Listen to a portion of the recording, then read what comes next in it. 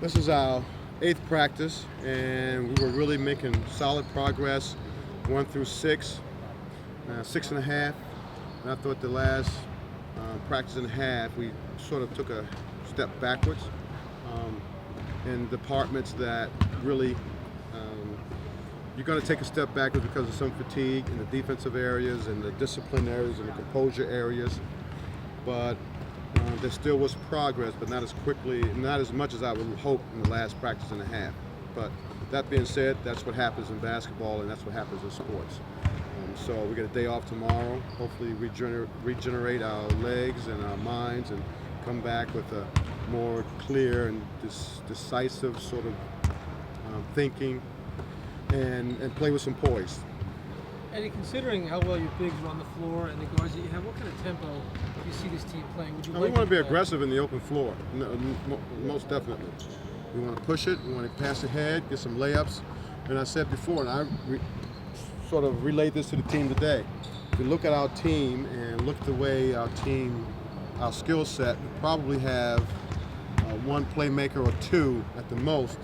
One guy who can really make plays, and yet everyone else are sort of recipients of playmakers and playmaking. So we have to make sure that we are efficient, we continue to work on our skills, develop our skill sets, and look for ways to score close to the basket. Have you figured out which guard spot you're going to use Miles at, or is it going to be a combination of the 1 and the 2? We don't really number our players. We have 2 guards, 2 forwards, and a center. And that's how we look at basketball. That's how I look at basketball. And I think that's conducive to our talent. Miles can initiate the offense, and he can be, again, a recipient of screens and movement and getting shots, getting his volume of shots off the ball. But certainly he can play with the ball, and our guards do the same thing. Our forwards do the same thing, and that's how we play.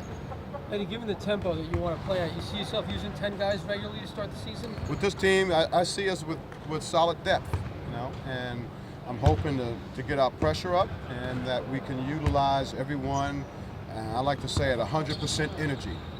And we can tell if our energy level, individual energy level, is falling below 80%, then someone else is coming in. But we want to play between 100% and 80% energy level. That's just basketball. Which means using a lot of guys.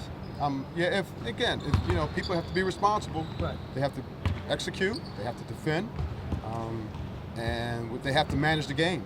You got to manage the game. Eddie, what made you want to bring in Austin Johnson as a coach in this program, and what kind of future does he have as a coach? Well, I've talked to Austin. He's very knowledgeable.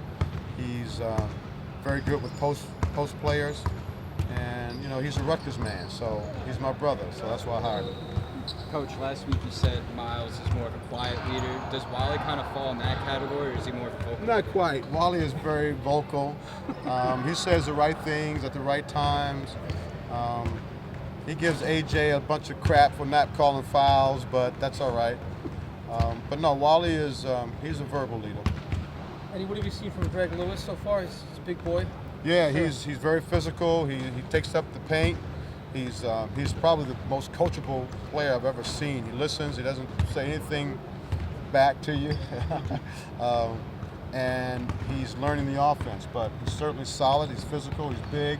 He's a good passer. He looks out for his teammates.